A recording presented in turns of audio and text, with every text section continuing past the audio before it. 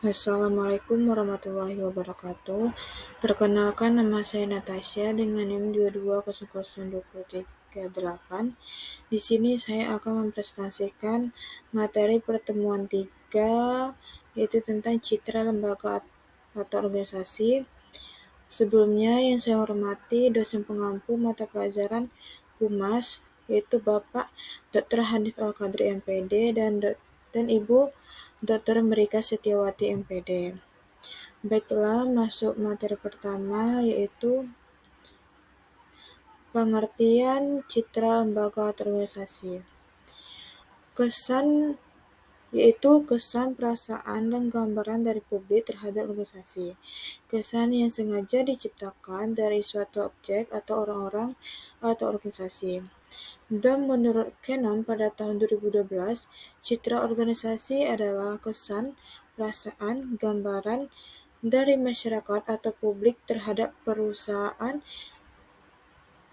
Kesan yang dengan sengaja diciptakan dengan suatu produk atau jasa yang ditawarkan. Materi selanjutnya ada jenis-jenis citra lembaga atau organisasi.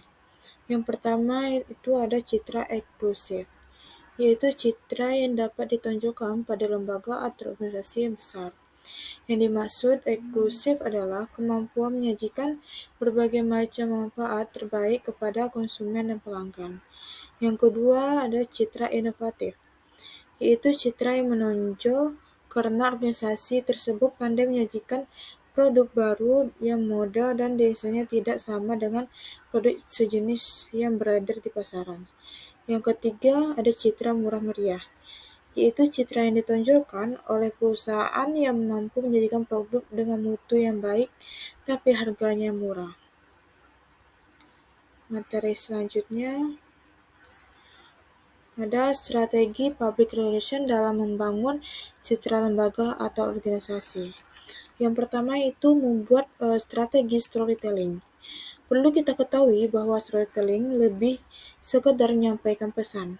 Sebuah penelitian melaporkan bahwa 92% pelanggan lebih menyukai bentuk iklan dalam bentuk storytelling karena mampu menciptakan hubungan emosional yang baik dengan audiens. Ketika diminta untuk membuat strategi relation dalam menyusun rencana kampanye, gunakanlah selalu manusia sebagai subjek utamanya.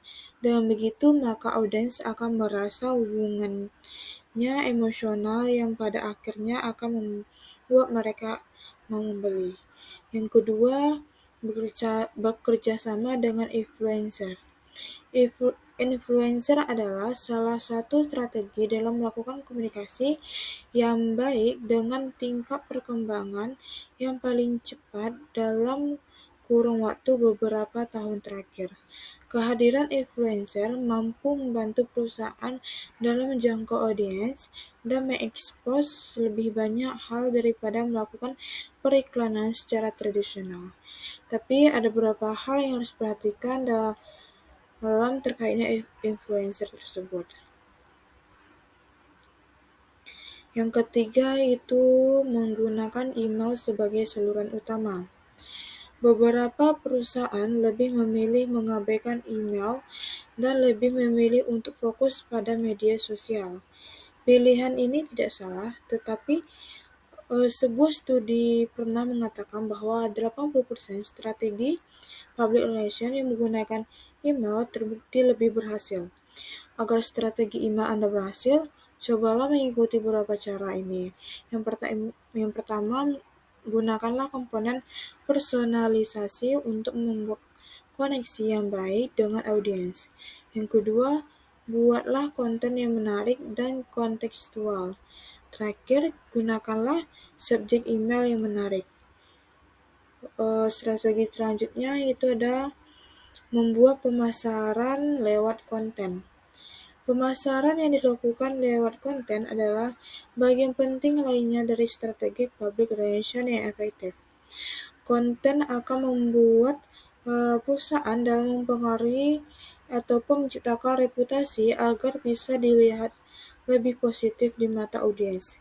Dengan adanya konten, maka audiens mampu menempatkan perusahaan pada top of mind-nya. Mereka tidak hanya akan terus melihat konten dari perusahaan, namun juga akan merekomendasikan pada kerabat atau orang terdekat. Materi selanjutnya itu ada faktor-faktor yang mempengaruhi citra lembaga atau organisasi. Yang pertama, orientasi terhadap manfaat yang telah diberikan atau diterima, sebagaimana yang diinginkan oleh konsumen khalayak sasarannya. Yang kedua, manfaat yang ditampilkan melalui kualitas dan kuantitas pelayanan cukup realistis dan mengesankan bagi khalayak. Yang ketiga, citra yang baik tersebut lebih dipresentasikan berdasarkan kemampuan perusahaan, kebanggaan, nilai kepercayaan, dan kejujuran yang mudah dimengerti oleh publik sebagai khalayak sasaran. Yang keempat, citra yang baik muncul dari akibat penilaian atau tanggapan publik terhadap berbagai aktivitas empati, prestasi, dan reputasi perusahaan selama melakukan berbagai kegiatannya. Yang terakhir, citra baik perusahaan lainnya dapat timbul dari aspek yang menampilkan keseriusannya dalam bertanggung jawab sosial perusahaan yang lebih peduli pada kelestarian lingkup hidup, menggunakan teknologi ramah lingkungan, dan meningkatkan kesejahteraan masyarakat sekitarnya. Baik, sekian materi yang dapat saya jelaskan pada pertemuan 3 ini. Saya akhiri. Assalamualaikum warahmatullahi wabarakatuh.